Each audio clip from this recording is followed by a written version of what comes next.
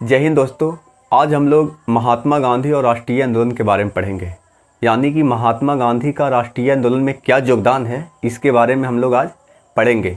तो हम लोग को पता होना चाहिए कि भारत में अगर कोई देश को आज़ाद करने का, उसके बाद देश में बदलाव क्रांति करने का अगर कोई काम किया है तो उस शख्स का नाम है क्या? महात्मा गांधी। तो वही बोल रहा है कि महात्मा गांधी और राष्ट्रीय आंदोलन, इस चैप्टर में मुख्य रूप से क्या पढ़ना है कि महात्मा गांधी का राष्ट्रीय आंदोलन में क्या योगदान है। हम लोग जानते हैं कि जिस तरह से अमेरिका में जॉर्ज वाशिंगटन का योगदान अमेरिकी स्वतंत्रता संग्राम में था, गैरिबाल्डी का एक इटली के एकीकरण में योगदान था, उसके बाद वियतनाम में हो ची मिन्ह का योगदान था, उसी तरह भारत के भी स्वतंत्रता संग्राम में महात्मा गांधी का अमूल्य योगदान है। क्या था? अमूल्य योगदान था। तो उसी के बारे में हम लोग पढ़ेंगे। अब इनका सबसे पहले हम लोग आरंभिक जीवन देखेंगे। कौन सा जीवन देखेंगे? आरंभिक जीवन। आरंभिक जीवन।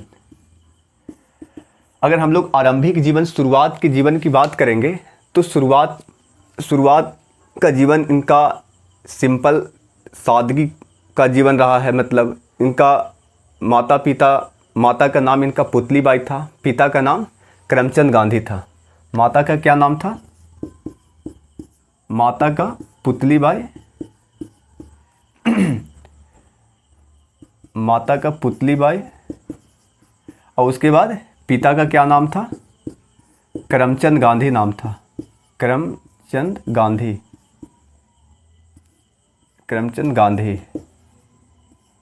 और इनको प्यार से क्या बोलते थे? महात्मा गांधी को बापू बोलते हैं। बापू बोलते। तो बचपन का नाम क्या है इनका? बापू नाम है। हाँ, एक चीज़ और कहा जाता है कि इनके घर का जो माहौल था, शुरू से ही इनके अंदर अहिंसा और सत्य के जो भावना है, उस चीज़ को इनके अंदर सींचा गया। इसी चीज़ को आगे आंदोलन के साथ साथ इस चीज़ को ध्यान में रखें कि जब भी आंदोलन हो तो क्या हो? हिंसक न होकर अहिंसक हो। तो महात्मा गांधी शुरू से ही, उनके घर के ऐसा हिसाब किताब था कि वो उस माहौल में पले थे कि उनका जो सादगी था, उसके बाद अहिंसक विचारधारा था, सत्य के मार्ग पे चलना, तो ये सब उनका क्या था? घर के मिला हुआ संस्कार था, माहौल था। तो उसके चलते उस तरह का उनका विचारधारा था। तो इनका माता का नाम पुतलीबाई, पिता के नाम करमचंद गांधी, और बचपन का नाम क्या था? बापू, जो प्यार से बोलते थे। लेकिन ऐसे महात्मा गांधी का पूरा नाम मोहनदास करमचंद गांधी बोला जाता था। पूरा नाम का जो था मोहनदास करमचंद गांधी।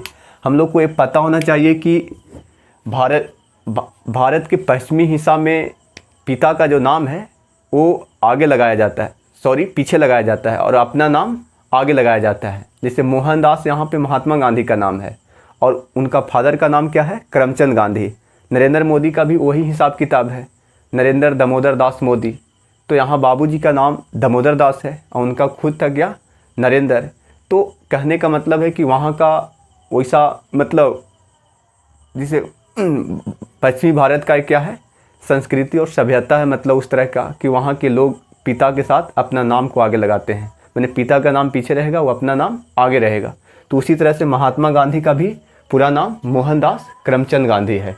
क्या है? मोहनदास करमचंद गांधी। तो महात्मा गांधी का क्या था? आरंभिक जीवन। मतलब आरंभिक जीवन में सबसे ज़्यादा अहिंसा और क्या? सत्य का मतलब माहौल दिया गया घर में। तो उसी हिसाब से वो आगे जाकर क्या किए?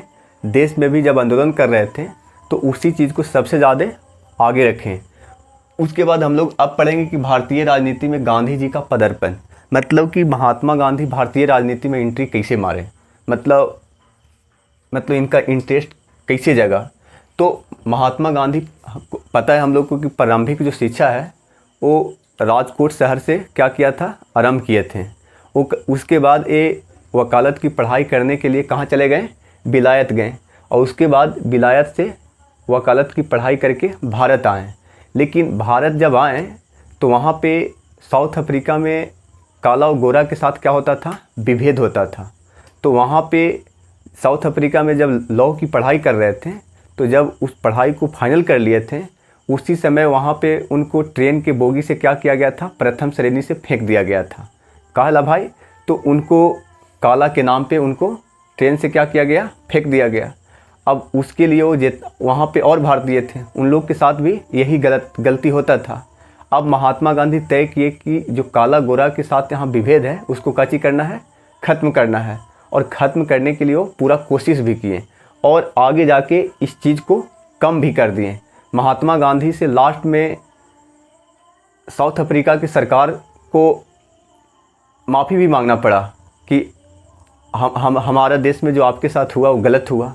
तो उसके बाद महात्मा गांधी भारत आए, तो भारत में जितने भी यहाँ लोग थे, यहाँ पे इच्छा बढ़ गया कि अब हमारे पास एक लीडर है जो दूसरा देश में इस तरह के आंदोलन किया है, इस तरह से लोगों को क्या दिया है, अधिकार दिलाया है, तो हम लोग को काहे नहीं मिल सकता है। तो बिहार में एक राजकुमार शुक्ल नाम का एक किसान था। कौन था? राजकुमार शुक्ल नाम का क्या थे? किसान था। सबसे पहला इनका भारतीय राजनीति में गांधी जी का पदार्पण जब साउथ अफ्रीका से आए तो भारत में 1915 में आए थे। कब आए थे? 1915 में आए थे। और 1914 से प्रथम विश्व युद्ध स्टार्ट हो गया था। कब से स्टार्ट हो गया था? 1914 से। अब 1915 में आए तो यहाँ मतलब एक लीडर के रूप में वहाँ से महात्मा गांधी आए ही थे साउथ अफ्रीका से। तो यहाँ अंग्रेज़ महात्मा गांधी भी अंग्रेज़ से बात किए। तो अंग्रेज़ की तरफ से यही कहा गया कि अगर आप लोग प्रथम विश्व युद्ध में भारत के अगर लोग साथ देंगे बढ़ चढ़ के, तो हम भारत को आज़ाद कर देंगे। तो इस प्रोमिस को मान करके महात्मा गांधी अपने देश के सभी लोगों को प्रथम विश्व युद्ध में साथ देने के लिए कहें। लेकिन जब प्रथम विश्व युद्ध हो गया, मित्र राष्ट्र में इंग्लैंड शामिल था, युद्ध जीत लिया गया, उसके बाद इंग्लैंड इग्नोर कर दिया आज़ादी देने से। तो उसके बाद महात्मा गांधी मतलब जब इस तरह से घटना हुआ, उसके बाद महात्मा गांधी भारत के राजनीति में क्या कर दिए? एंट्री मार दिए। क्या कर दिए? एंट्री मार दिए। और इसके पहले जब महात्मा गांधी आए थे भारत, तो उस समय क्या था? हाँ, राजकुमार शुक्ल नाम के एक किसान था। उसके साथ क्या हो रहा था? वो एक किसान था, तो बिहार और पूरा भारत के किसान की स्थिति दयनीय था। उस समय बिहार में भी किसान की स्थिति पूरा दयनीय था। तो राजकुमार शुक्ल ने बिहार के किसान की स्थिति को बताया, उस स्थिति से परिचित कराया कि ऐसा स्थिति है, यहाँ पे मजदूर को सही मतलब उसका शारीरिक मेहनत नहीं मिलता है, जो मतलब मेहनत करता है शारीरिक उसका सही मूल्य नहीं मिल पाता है, और उसके बाद किसान को सही रेट नहीं मिल पाता है अनाज के। तो ये सब चीज़ से परिचित करा के महात्मा गांधी को राजकुमार शुक्ल क्या किया? बिहार में आने का मतलब आमंत्रण दिया। जब महात्मा गांधी आए यहाँ पर, तो देखे कि सही में यहाँ पे क्या है, स्थिति खराब है। उसके बाद उन लोग के जो दिक्कत था, जो किसान को दिक्कत था, उसके लिए वो क्या किए? आवाज़ उठाएं अंग्रेज़ सरकार से, और कुछ उनका सुना भी गया, जो स्थिति था उस पर अमल भी किया गया। तो बिहार के जितने भी किसान थे, उनको लगा कि अब हमारे लिए ये भगवान के रूप में है। और धीरे धीरे फिर महात्मा गांधी एक लीडर के रूप में पूरा भारत में क्या हो गए? उभरने लगे। तो भारतीय राजनीति में गांधी जी का पदार्पण मतलब बिहार के चंपारण से शुरू हुआ है। कहाँ से शुरू हुआ है? चंपारण से। फिर आगे चलकर महात्मा गांधी साबरमती आश्रम भी बनाए, जो उनका राजनीतिक काची था, केंद्र था, कि कोई आकर जो भी समस्या रहे यहाँ पे, कोई भी भारत के आदमी को कोई भी समस्या रहे, यहाँ पर आके क्या मिले और अपना समस्या को रखें।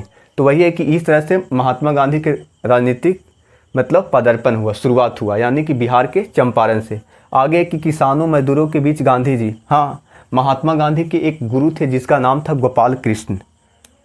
क्या नाम था? गोपाल कृष्ण गोखले। गोपाल कृष्ण गोखले। इन्होंने महात्मा गांधी को सलाह दिया कि अगर आप महात्मा गांधी गोपाल कृष्ण गोखले की विचारधारा से प्रभावित थे। महात्मा गांधी को गोपाल कृष्ण गोखले बोले कि अगर आपको भारत के राजनीति में भारत को अगर आज़ाद करना है, समझना है, तो आप सबसे पहले 1 साल 2 साल पैदल मार्च करें। काची करें? पैदल मार्च करें।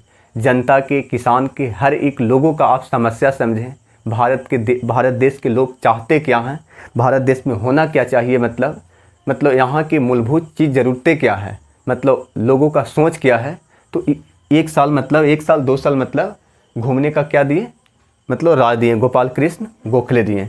तो इस तरह से मतलब आज भी मतलब आज कुछ दिन पहले जब कांग्रेस पार्टी को सत्ता में मतलब कोई कुछ वोट नहीं मिल रहा था जितना होना वोट मिलना चाहिए, चाहे सत्ता में आने के लिए, सरकार बनाने के लिए, तो कांग्रेस पार्टी को भी समझ में ना आ रहा था कि हम किस तरह से सरकार बनाएं। तो गांधी जी के विचारधारा पे वो भी कन्याकुमारी से राहुल गांधी चलना स्टार्ट किए। उसके बाद धीरे धीरे उनको समझ में आया कि यहाँ के मूलभूत ज़रूरत क्या है, जनता की ज़रूरत क्या है। तो अब की जो सरकार में आए हैं 2024 में, उसमें बढ़िया सीट भी मिला। तो आप जब तक जनता की समस्या को नहीं जानिएगा तब तक आपको मतलब सत्ता में आने में दिक्कत होगा, या आप जो चाह रहे हो नहीं होगा। तो वही चीज़ है कि किसान मजदूरों के बीच गांधी जी गोपाल कृष्ण गोखले के सलाह से आए हैं। अभी हम लोग बात कर रहे थे कि प्रथम विश्व युद्ध में भारत इंग्लैंड को खुला समर्थन दिया महात्मा गांधी को कहने पर।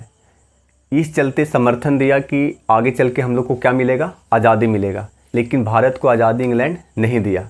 अब नहीं दिया तो महात्मा गांधी क्या तय किए कि अब हम देश में क्या चलाएंगे, असहयोग आंदोलन चलाएंगे। क्या चलाएंगे, असहयोग आंदोलन। अब हम अंग्रेज को सहयोग नहीं करेंगे। अब देश में जब असहयोग आंदोलन स्टार्ट हो गया तो पूरा देश भर में इस आंदोलन को क्या मतलब साथ मिला, मैंने पूरा भारत के आदमी इस आंदोलन में साथ खड़ा हुआ। अब इस आंदोलन को दबाने के लिए यहाँ अंग्रेज ने एक रॉलेट एक्ट नियम लाया। क्या लाया, रॉलेट एक्ट नियम।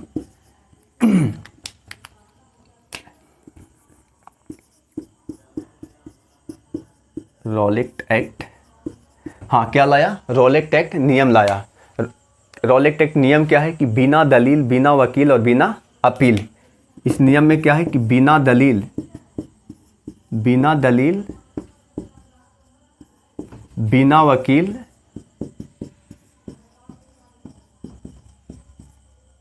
और बिना अपील।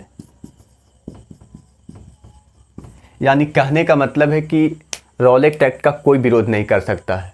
एकरा में कोई दलील भी नहीं देगा, कोई वकील केस भी नहीं लड़ेगा और कोई अपील भी नहीं करेगा। दलील के मतलब क्या होता है समझने की ज़रूरत है। जिसे कहने का मतलब कि मेरे साथ गलत हुआ, लेकिन कोई ये नहीं कहेगा कि गलत हुआ है।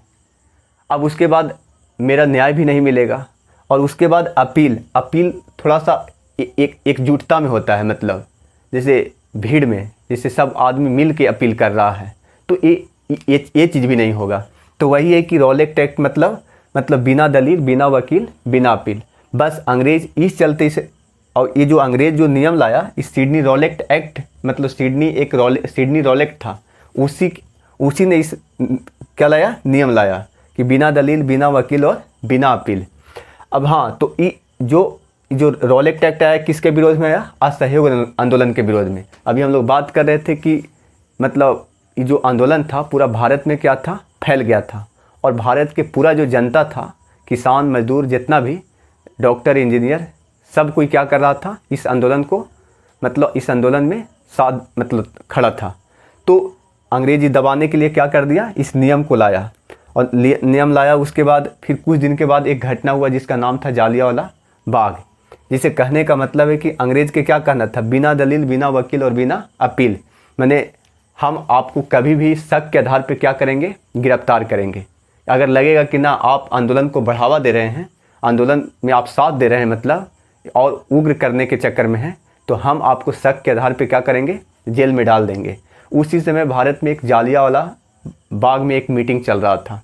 क्या चल रहा था, मीटिंग चल रहा था इस नियम के विरोध में, मतलब कि मतलब अंग्रेज इस तरह के नियम लाया है, इससे कैसे निपटा जाए। तो वहाँ पे जालियांवाला बाग में क्या घटना हुआ, जालियांवाला